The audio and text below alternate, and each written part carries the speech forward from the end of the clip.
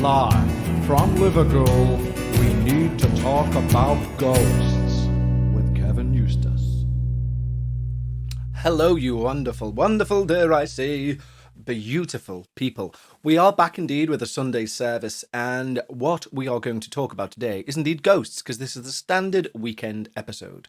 We have a plethora, I love the word, I think you do too, a plethora of amazing ghost stories to get through today, and I am exceptionally excited and happy and proud to say, if you're a member of the Facebook group, you will have seen this week that one of our members over there on the old facebook.com/talkaboutghosts, Riley, put a thing on saying, who wants to hear my dad's terrifying story?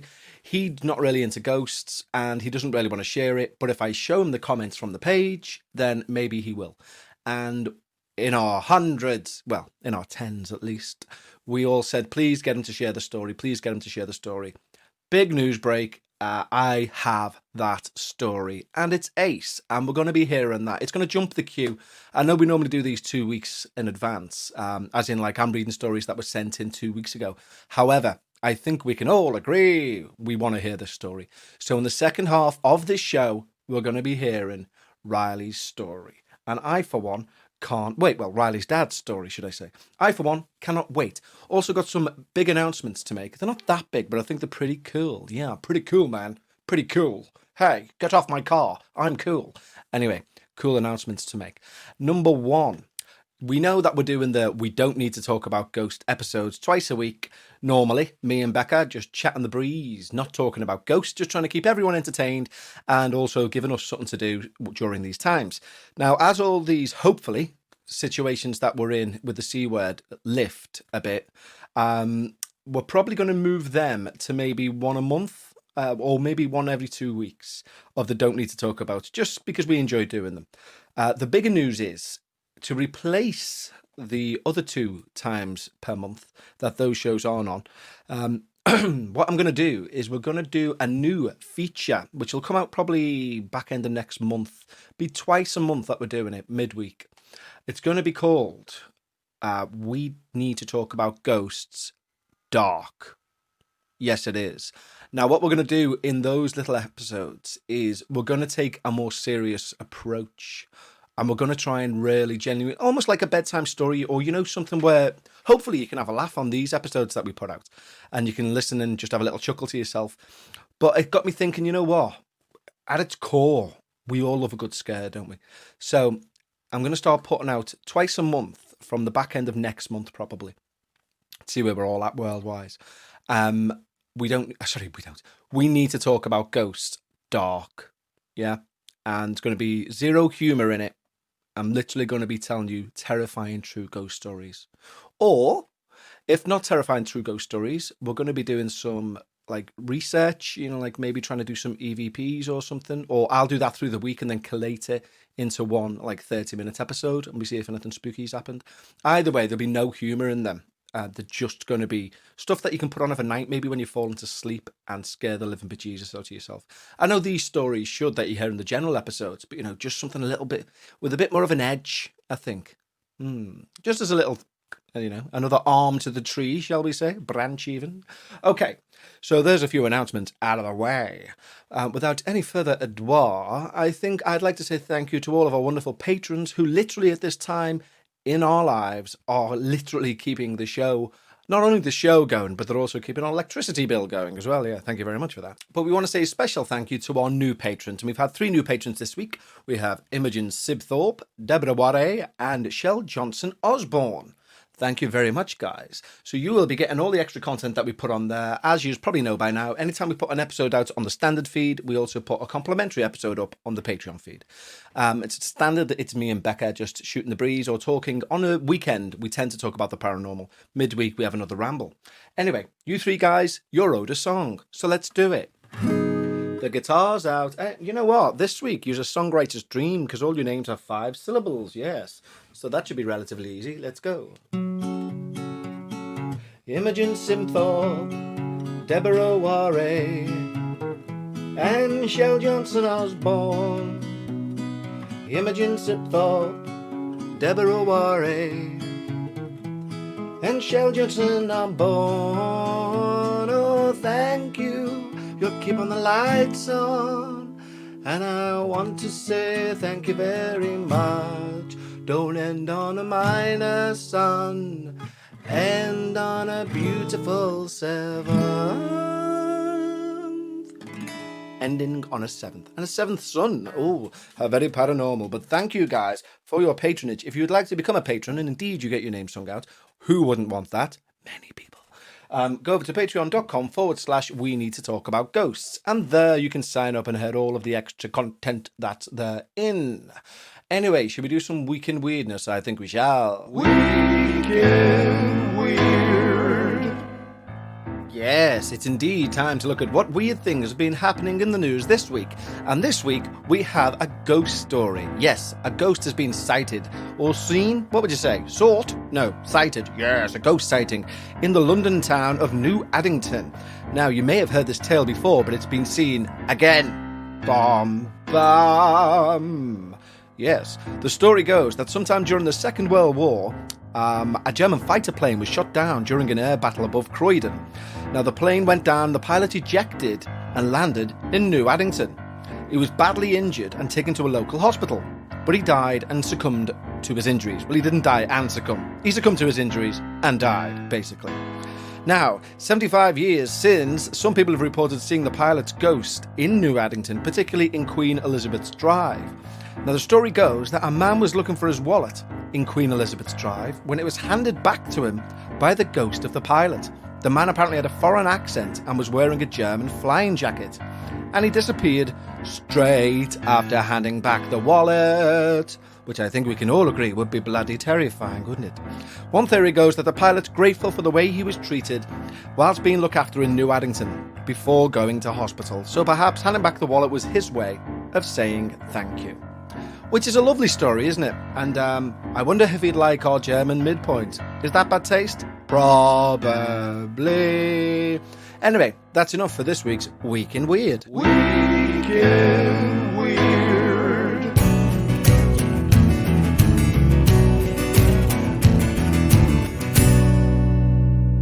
So we are back, yes, and we're going to tell some amazingly spooky stories. Hey, you know what I noticed this week? Did I tell you I've been watching Hazzarr?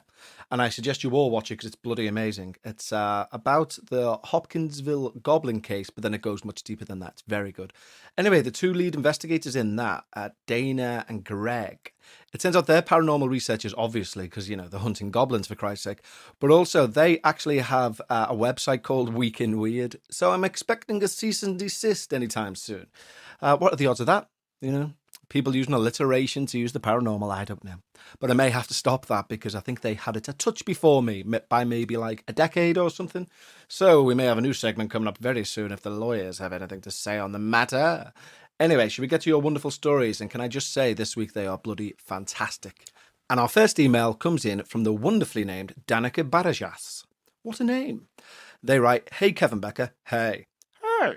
I'm a huge fan of the show, and I have to say I love the extras that the two of you have been doing for us. Oh, thank you very much. Trying to put out content for your listeners to keep their minds occupied with things other than the state of the world currently is so kind, and personally it means a lot to me, as I'm sure it does to many of your other friends out there. Oh, you know what? Thank you very much. I mean, we don't do it for the plaudits. We do. We absolutely bathe in them. No, thank you very much. I sincerely mean that. Okay, on to what this email is really about. Ghost stories. Here we go then. We're going to start your story now. I will start by saying that personally, I have only had a few first-hand experiences, a lot of which occurred when I was younger, making the details a bit fuzzy. But obviously I remember a lot of stories that have been told to me by family members and friends over the years. To start, I will give a bit of background by saying my mum works in the Parks and Recreation Department for a small Los Angeles city. I will keep the people mentioned anonymous and refer to them by initials.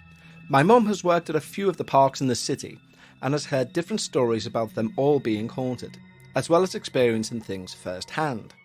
But this story isn't about the parks.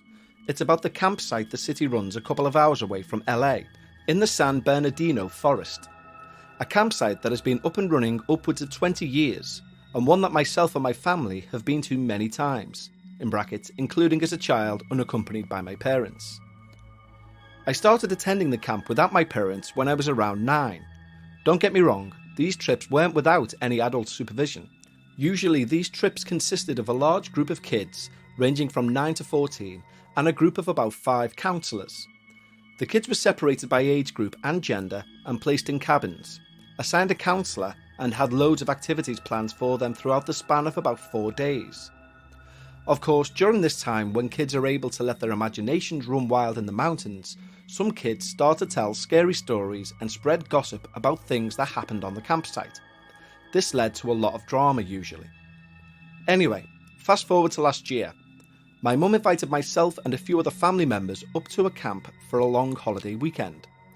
There was just been a recent change of staff, meaning the camp got a new director, who my family knew very well and liked. In brackets, the city that runs the camp is very small and everyone knows everyone. One night, my family was all having a low-key night at the campsite when we decided to take a dip in the jacuzzi. We happened to see the camp director, T, by the pool, with her boyfriend, M, and twin sister, G. We all sat around and chatted. My group included myself, my sister, V, cousin, K, and their boyfriend, J. Okay, guys, I know that's a lot of initials to take in, and I've just tried to do this story the justice it deserves. So what I'm going to do is whereas Danica's put the initials in, I'm going to try and substitute them for the people they are. So, for example, T is the camp director, M is the camp director's boyfriend, G, the camp director's twin sister, etc. I'm going to try and say what they are, instead of the initials, because otherwise it might get a little bit lost, and I don't want to invalidate the story.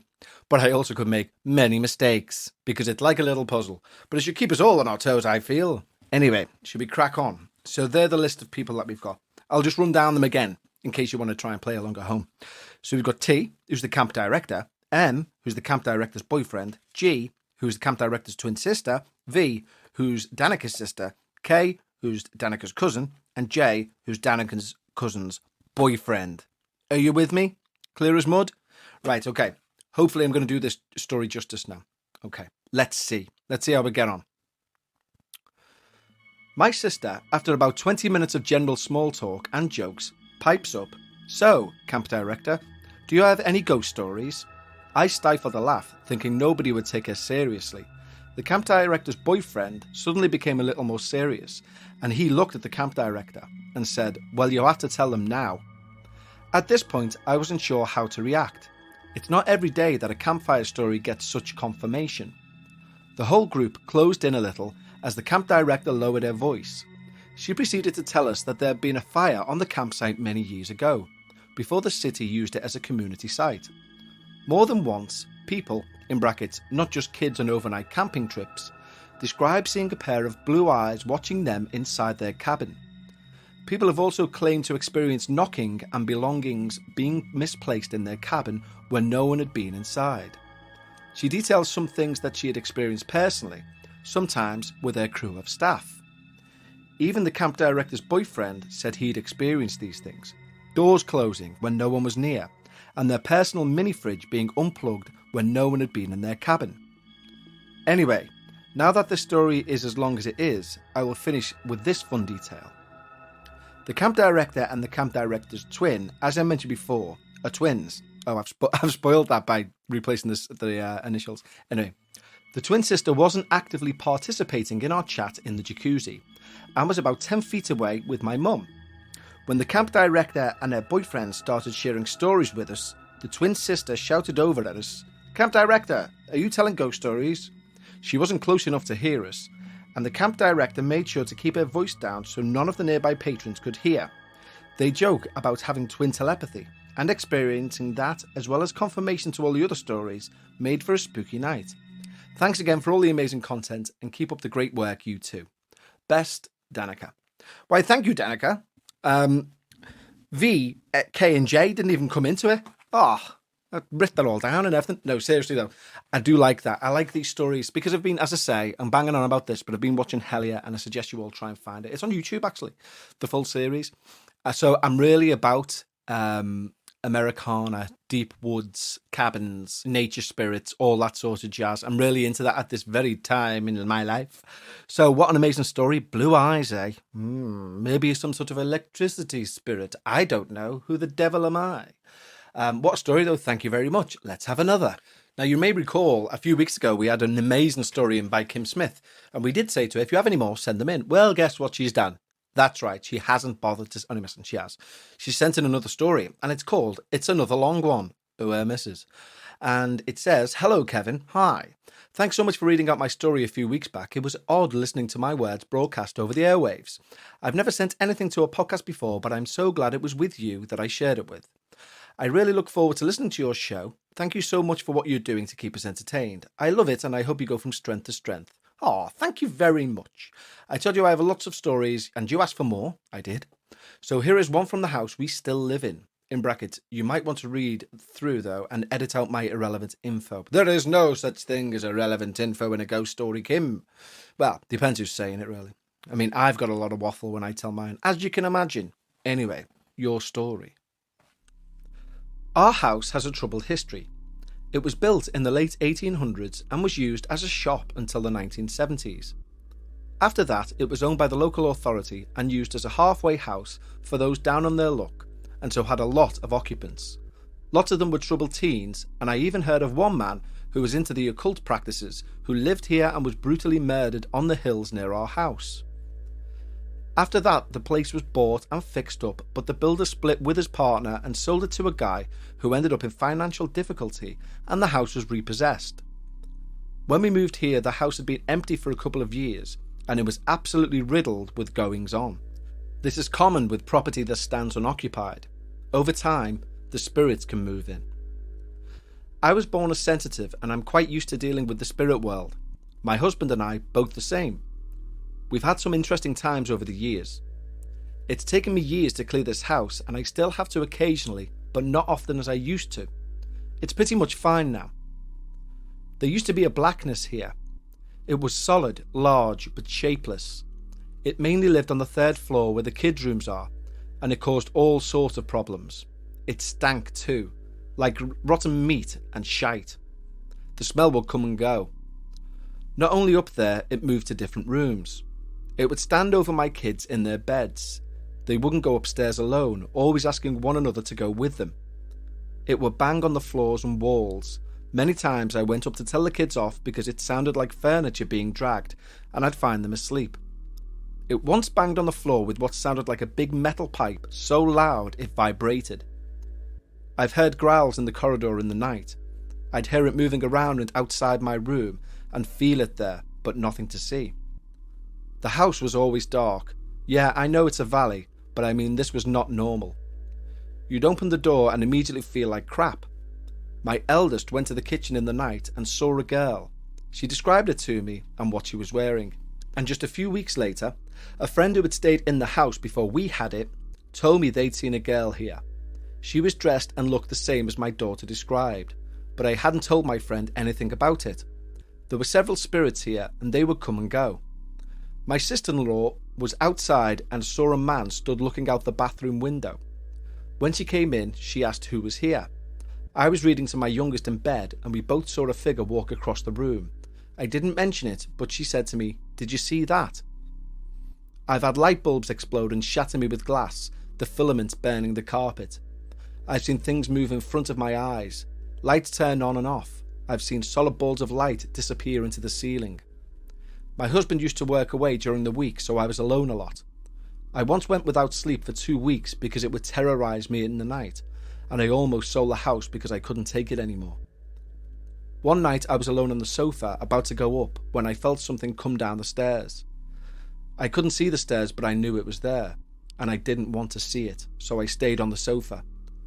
I had a direct view across the hall to the kitchen door, where a wind chime was hanging. Suddenly, I saw there a human-sized shape and the chime started playing a tune. I don't mean like a wind chime tinkles. It played an orchestrated melody as I watched individual chimes move whilst the others stayed still. My eyes like saucers, and the change in pressure I felt like I was going to pass out. I called out, "No thank you, don't do that." Bloody hell, this is one of the most terrifying stories that I've read in a long time.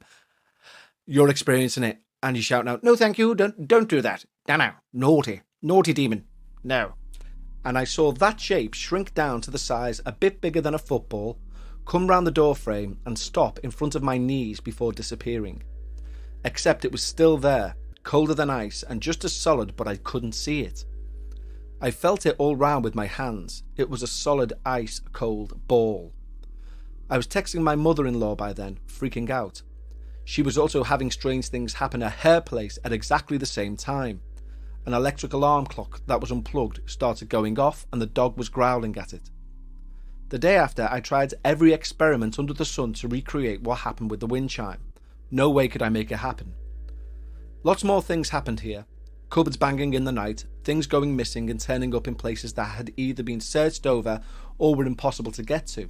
Like when my husband's work van keys went missing and were found in a cupboard that was blocked off by very heavy boxes that were there all weekend and hadn't been moved since before he locked the van. Too heavy for even me to move, so it definitely wasn't one of the kids. And on top of them in the cupboard was a phone that had been missing for a couple of weeks. Sometimes I could demand missing items be returned and they'd be there a few minutes later when I turned around, other times not so. All this and more happened here, but it's several years ago now. I've actually faced and fought demons to clear this house. In brackets, that's a whole other story, and thankfully I won. Would you mind please, Kim, sending those stories in as well? Yeah? That'd be great if you could. Ghost podcast here, needing this sort of shit. Thank you very much. It feels beautiful now and is light.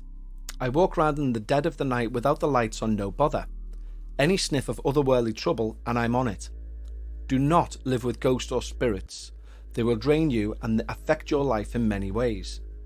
If you do have one, my advice is to claim your space and send it back to the maker. Even so-called friendly ones have an adverse effect on the living if you're around them for long. They cannot create their own energy, so they use yours in order to be here. And that's not good. Well, that's it for now, Kevin. Hope you enjoyed reading this story. I did. Sorry it was so long-winded. Don't apologise. It's great that you give people a chance to talk about and listen to stories about ghosts. These things do happen. It's not something that should be ignored or ridiculed. It's a normal and natural occurrence. I completely agree, Kim. You're doing a great thing giving people a platform. Hopefully it will help folk be less scared of what they can't see by hearing other people's accounts. Well, let's just hope so indeed. If you want any more to say, we used to live on an army base in Germany and our experience in our first house would have your neck crawling. Love, Kim. Kim, do us a favour. Don't sign off with teasers. Just send me the info. Yes, because that sounds amazing. And it was in Germany, and we all love Germany, yes. Be it for discos or other reasons. Kim, I don't know what to tell you. That's a series of events that would have put most people in a mental asylum because that is terrifying. And it's exactly those sorts of stories that I want to start doing on the dark episodes because I think we can all agree there was very few areas for levity in that, wasn't there? Really? It was, that was rather scary, to be honest. Bit scared now, I'll be quite frank with you. Speaking of Frank, there's a bit of mention of Frank in the midpoint. You'll see what I mean. But let's get there.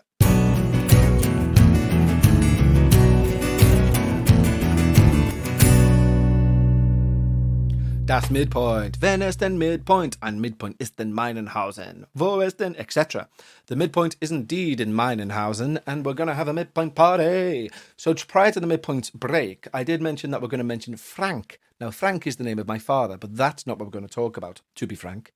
We're going to talk about Frank's boxes. Have you heard of these things?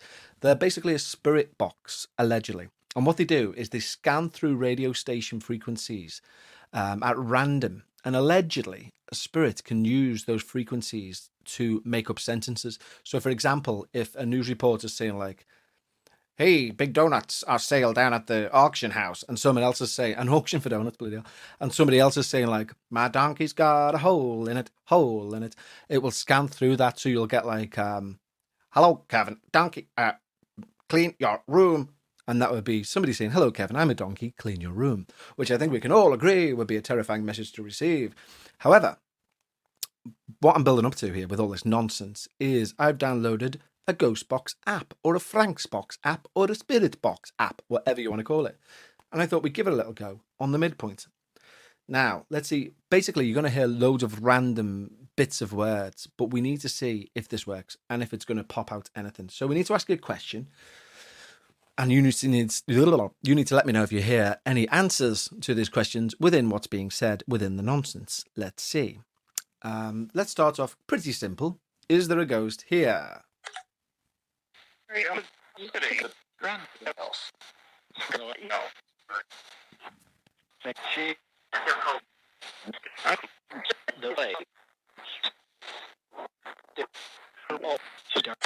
think we can all agree that was nonsense. Let's try another one. I don't know. No, I think we'll stick with the same question, actually. Is there a ghost here? You've just had a chance. Maybe you're just getting used to the technology. Yes, I'm so advanced. Is there a ghost here?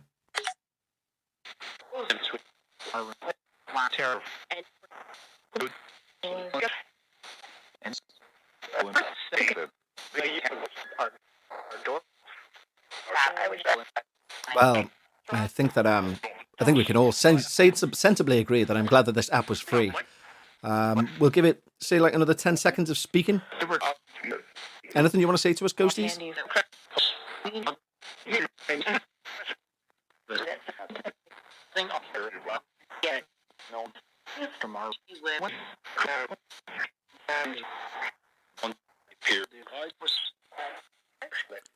No. I mean, I could have argued audio pareidolia there, but I could have argued I had someone say Kev twice, but maybe they didn't. Maybe it's just pareidolia, which I think it is. So, during the week me and Beck were talking about bank holidays and the fact that, like, in America, they celebrate Labor Day and Veterans Day and all things which are relative in the last 100 years. And we celebrate St. George's Day, where he killed a dragon. I was thinking about other things where we're still a little bit backwards in England. And it was like when we got married, when Harry and Meghan got married, we had street parties. Now, that's all well and good. And you think, oh, how British, that's wonderful. But break it down at its very core. What's happened is, us dumb villagers have went, the prince has found a bride, let's celebrate and drink, like some Disney film, like it's the Middle Ages or something. That's what we done. The prince found a bride, and we all went out into the streets. The prince has found a bride. Say hello to your neighbours and all that. And it just bizarre. I tell you what, maybe we are living in a simulation. I don't know, but we're a very Disney-based one. Anyway, that was the nonsense of the midpoint. Don't forget to send in your stories, because it does make the show move. Makes it live, makes it breathe, makes its chest go up and down, yes. Send them in to contact@talkaboutghosts.com, and I, of course, will read them out. As I said earlier, we're running about 2 weeks behind, which is where we want to be. That's the perfect running distance for a podcast, I think. Except for the story that we're going to hear in the second half, which has been begged for literally by everyone on the Facebook group. Don't forget, you can join the Facebook group. Go over to facebook.com/talkaboutghosts. Okay, that's it for the midpoint. Shall we get back to the scary? I think we shall.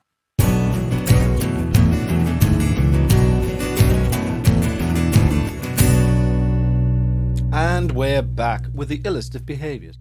So, thank you. As I state, that thank you is for Riley, who basically, as I say, she went on the Facebook group and said, my dad's got an amazing story. He doesn't believe in all this nonsense, though, so I'm going to have to bombard him with requests for him to say it.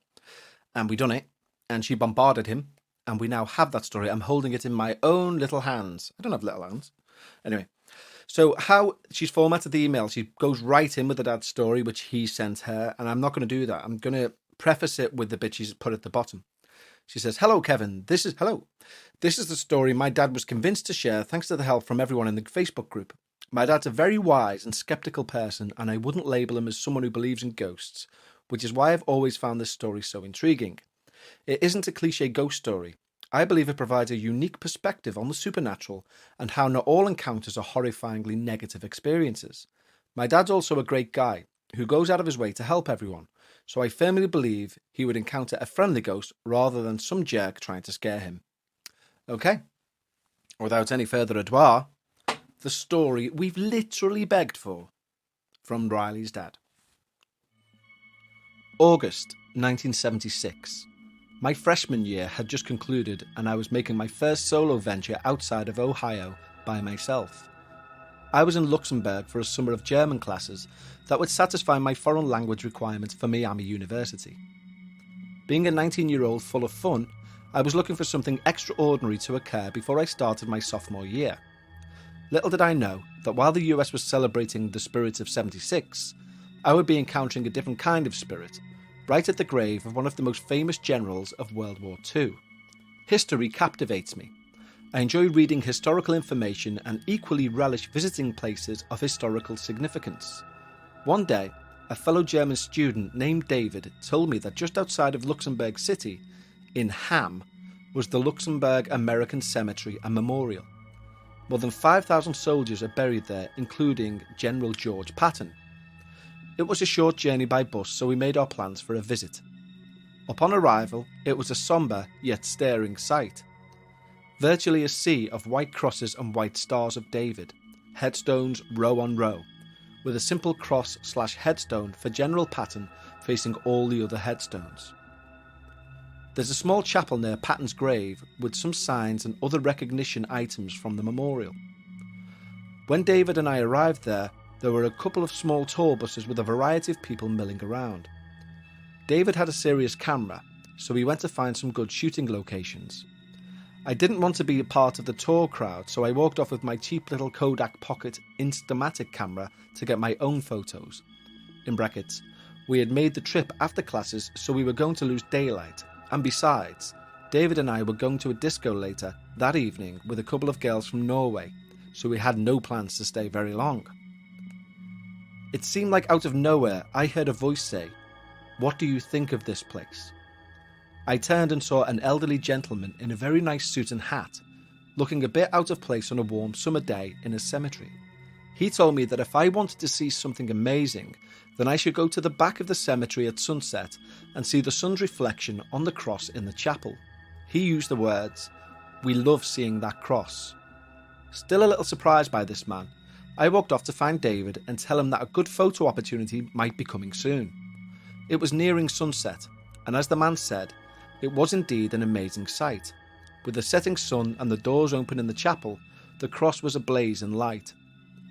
It looked as though the cross was on fire. I told David that I wanted to thank the man who told me about the scene, and David was a little confused. He said that he watched me the entire time that I was at the chapel and Patton's grave, and he didn't see me talking with anyone. Since we were out of town and the buses were just about to leave, I told David that we could find the man and thank him. We checked both of those buses, but found no one fitting my description, in brackets, not even close. No one could be found. There was only one entrance in and out of the cemetery and a large amount of visibility.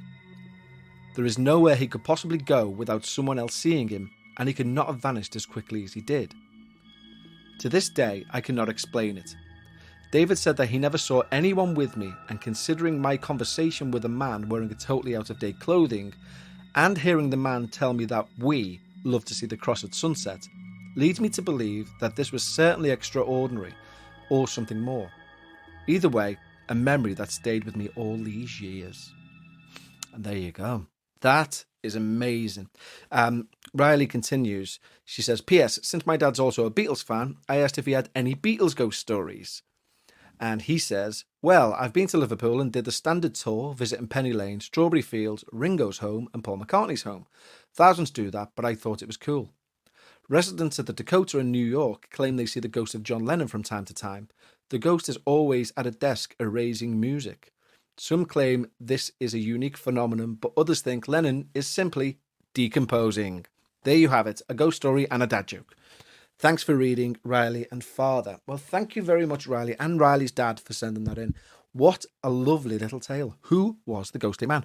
I love it when you get that sort of confirmation in ghost stories, you know, where somebody has a chat with a ghost and somebody else says, no, you were on your own.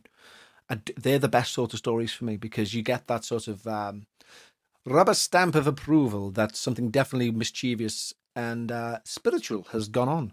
Magnificent story. And I like it that it comes from, I think we can all agree that we enjoy it when a story comes from somebody who themselves aren't much into the paranormal. It does, it shouldn't, but it does add an extra weight of gravitas on the unbelievability. So thank you, Riley, and indeed to your father. If you have a story as good as that, which I doubt, no, I'm joking. If you have a story as good as that, which you may well have, send it in to contact@talkaboutghosts.com and I will, of course, read it out. Okay, that has been brilliant. Shall we do some of your reviews and correspondence? I think we shall.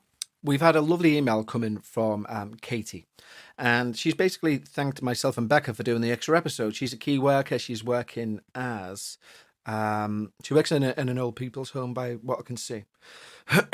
She's actually a psychiatrist nurse working on an acute ward, not an old people's home, sorry.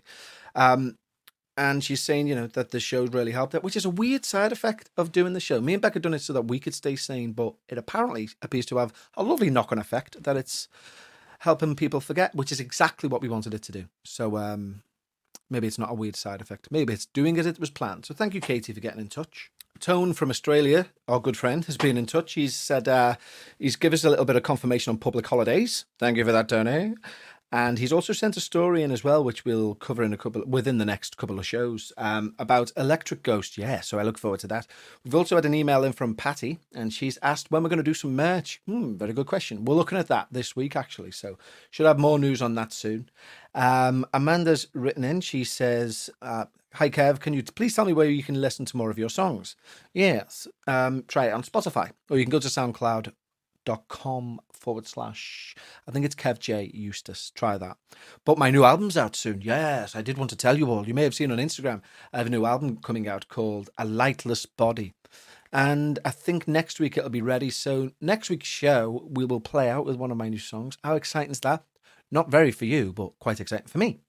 Yes. Anyway, let's listen to some of your reviews that you've sent in. You're bloody lovely for sending reviews in, by the way. Like we mentioned about Patreon, Patreon's brilliant, and I absolutely, you wouldn't be listening to me right now if it wasn't for the patrons. But if you can't do Patreon, that's absolutely fine. The show is free. But by all means, if you can, go and leave a nice review. It all helps. It all helps, Gavna. That's my Cockney there.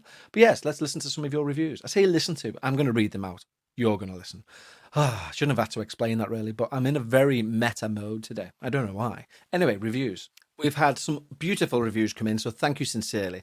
All 5-star, 3 of them come in, and you're just lovely people. What can I say? What can I say? First one is entitled My Quarantine Go-To. 5 stars. I really love the extra episodes, in brackets, we don't need to talk about ghosts, that Kevin and Becca have recorded during quarantine. I actually listen to those first when I go for a run. It makes me feel like everything is going to be okay. Oh, God bless you. I can listen to you both go on about your daily business all day. It really makes me feel a sense of normalcy. You are both so funny and positive. I hope you can continue to share your life on the podcast. Don't get me wrong, I love ghost stories too. And that's from Goblin63 in the US of A. So thank you, Goblin63. Yes, as we stated, even when quarantine's gone, we are still going to do a couple of months of the Don't Need to Talk About because they're fun. We enjoy doing them. But thank you for your review. Next one, thanks. 5 stars. Have been listening for at least 6 months. Love it. And love the fact you turned me on to Emma and Dan also. Real life ghost stories there. Yes, well done, Emma and Dan.